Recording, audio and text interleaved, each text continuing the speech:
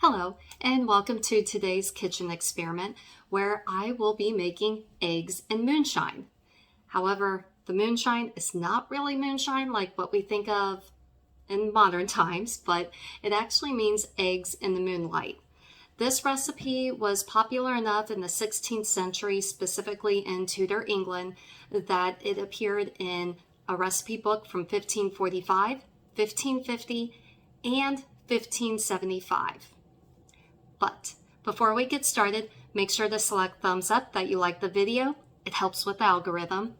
If you have any questions or comments, please post them below. And please click subscribe and ring that bell to be updated when new videos come out. Now, originally, this was a recipe I had first attempted about 2.5 years ago. If you're curious to watch it, I'll post a link below. But after that video, realized I did something very silly. In all three recipes from 1545, 1550, and 1575, the recipes refer to the egg yolks. You are supposed to boil the yolks and pretty much poach the egg yolk. Instead, when I first attempted this recipe, I poached the entire egg, the yolk plus the white. So this is me redoing that recipe and only boiling the egg yolks this time. Follow me into the kitchen. Eggs and moonshine would have been served as a second course. The ingredients for eggs and moonshine is rather simplistic. All you need is rosewater, sugar, cinnamon, and egg yolks. However, even though the amount of the ingredients for this recipe is simple, the cost of these ingredients to cover only this recipe in Tudor England would have been worth approximately a day's wages. A skilled workman could earn about 6 pennies a day. A master mason's or master carpenter's daily wage was 8 pennies a day. For this recipe, 1 tablespoon of cinnamon would cost half a penny. 1 cup of sugar was 8 pennies. And 8 eggs would have cost 1 penny and 1 farthing. A farthing is worth 1/4 of a penny. Not including how much it may have cost to make the rosewater, these other 3 ingredients would have cost a total of 9 pennies and a 3 farthing. A 3 farthing is worth 3/4 of a penny. With a master mason making only 8 pennies a day, the master mason could not have afforded this one dish, especially when considering all of the other daily household expenses and the cost of raising a family. That's pretty good.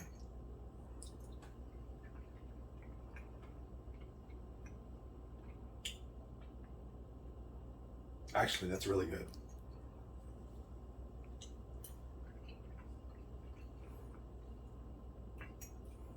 Okay, we can do this again. This is why ordinary people in Tudor England had a basic diet of vegetables, grains, and simple meats. It was fashionable for the elite to have their food heavily spiced as a means of showing off their wealth. For example, ginger was worth more than gold.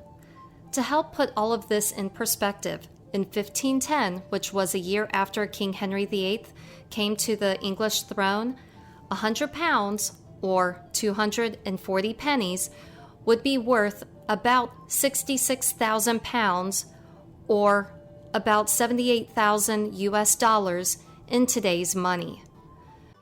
Starting out, this recipe says to take a dish of rosewater and a dish of sugar. I could not find the exact measurement of what a dish would have been, but my guess is approximately 1 cup, since there has to be enough liquid to boil 8 or 9 egg yolks at once.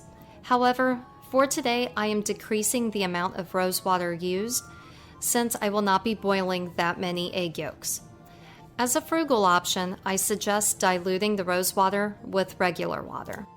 Once the rosewater and sugar mixture has begun to boil, then lay the egg yolks into the water to be poached. The yolks should begin to harden.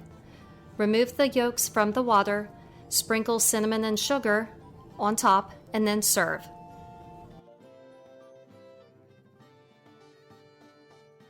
So my husband did the first taste test and he really seemed to like it. I tried 2 more eggs and both times still managed to break the yolk. So the flavoring is right. I just need to practice on not breaking the yolk. But here is my third attempt, and I'm going to taste test it and see how I like it.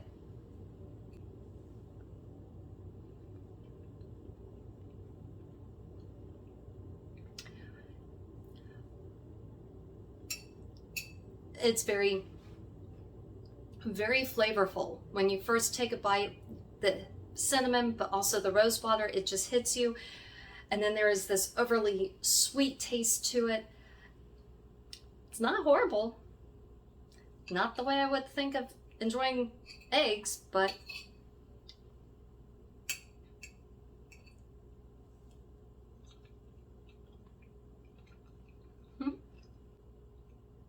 maybe the Tudors were onto something. Thank you for checking out my YouTube channel. If you enjoyed this video and would like to watch more of my videos, please follow the links on the side. Remember to select thumbs up that you like the video. If you have questions or comments, please post them below. And please click subscribe to be updated when new videos come out.